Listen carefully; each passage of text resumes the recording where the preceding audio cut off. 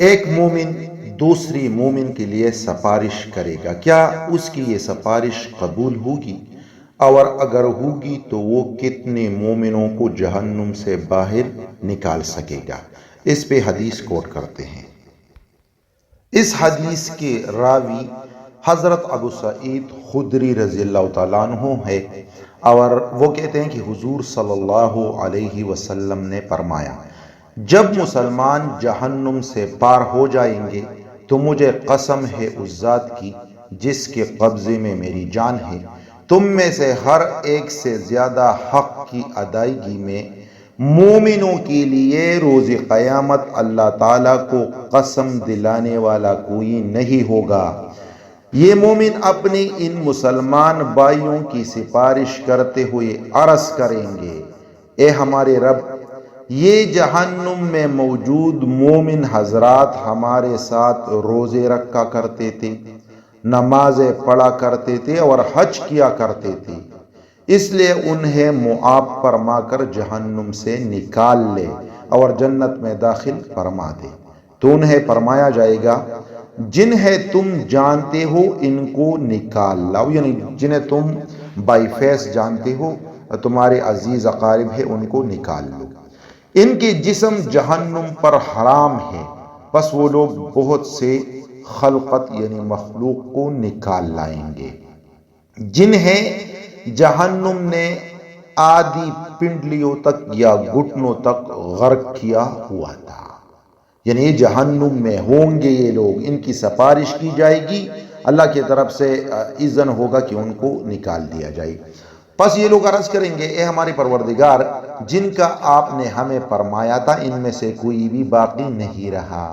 پھر اللہ تعالیٰ ان کو حکم فرمائیں گے، تم واپس لوٹ جاؤ، اور جس کے دل میں ایک دینار کے برابر بھی خیر پاتے ہو اسے بھی جہنم سے نکال لاؤ۔ بس وہ بہت سے مخلوق کو نکال لائیں گے اور کہیں گے، اے ہمارے پروردگار، ہم نے کسی کو اس میں نہیں چھوڑا جس کا بھی آپ نے ہمیں حکم دیا تھا، یعنی ہم ان کو نکال لائے ہیں۔ پھر اللہ تعالیٰ فرمائیں گے، اب بھی واپس لوٹ جاؤ، یعنی پھر جاؤ، اور جس کی دل میں آدھی دینار کے وزن کے برابر بلائی جانو اسے بھی نکال لو۔ پس وہ بہت سے مخلوق کو باہر نکال لائیں گے، پھر کہیں گے، اے ہمارے پروردگار، ہم نے اس میں کسی کو نہیں چھوڑا جس کی نکالنے کا آپ نے ہمیں حکم دیا۔ پھر اللہ تعالیٰ فرمائیں گے، اب بھی واپس لوٹ جاؤ، اور جس کے دل میں ایک ذرہ برابر بھی بلائی یعنی ایمان پاؤ اسے بھی نکال لاؤ۔ تب بھی وہ بہت سے مخلوق کو باہر نکال لائیں گے اور کہیں گے، اے ہمارے پروردگار، ہم نے اس میں بلائی کرنے والے یعنی ایمان لانے والے مخلوق بالکل نہیں رہنے دی، یعنی سب کو جہنم سے نکال لیا ہے۔ حضرت ابو سعید خدری رضی اللہ تعالیٰ عنہ اس حدیث کو بیان کرنے کے بعد فرمایا کرتے تھے، اگر تم اس حدیث کے بارے میں میری تصدیق نہ کرو تو چاہو تو یہ آیت پڑھ لو، یعنی اگر آپ لوگوں کو یقین نہ ہو رہا ہو کہ اتنی ایکسٹینشن مومنوں کو ملے گی تو اللہ تعالیٰ قرآن میں خود بذات خود فرماتے ہیں، کیا فرماتے ہیں؟ ان اللہ لا یظلم مثقال ذرہ وان تک حسنۃ یضاعفها ویؤت من لدنہ اجرا عظیما۔ Indeed, Allah never wrongs anyone, even by an atom weight, and if it is a good deed, He will multiply it many times over and will give a great reward out of His grace۔ معنی یہ ہے، بلا شبہ اللہ تعالیٰ کسی پر ذرہ برابر بھی ظلم نہیں فرمائیں گے، اگر ایک نیکی بھی ہوگی تو اس سے بھی اجر و ثواب میں 2 گنا اور 3 گنا کر دیں گے اور اپنی طرف سے اجر عظیم عطا فرمائیں گے۔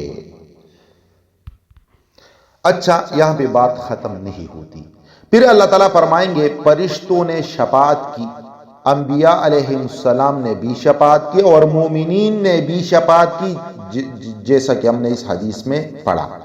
اب سوائے ارحم الراحمین کی کوئی نہیں بچا، یعنی بذات خود اللہ کے، تو خود اللہ تعالیٰ آگ سے مومنین کی ایک مٹھی بھریں گے اور اس کے ذریعے ایسے قوم کو باہر نکالیں گے جنہوں نے ایمان کی علاوہ اور کوئی بلائی نہ کی ہوگی، یعنی وہ صرف ایمان لائے ہوں گے، کلمہ پڑھا ہوگا، باقی اس نے کچھ نیک کام نہ کیا ہوگا، اور اس کی حالت اس طرح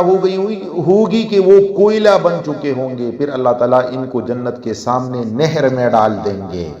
اس نہر کا نام نہر حیات ہے، تو وہ اس سے اس حالت میں نکلیں گے جیسے سیلاب خشک ہونے کے بعد دانے نکالتے ہیں، یعنی ایک دانہ سیلاب سے، جب سیلاب خشک ہوتا ہے اور اس سے ایک نیا دانہ جنم لیتا ہے، تو یہ لوگ اسی طرح نیا جنم لیں گے۔ اور یہ حدیث بخاری کی حدیث ہے۔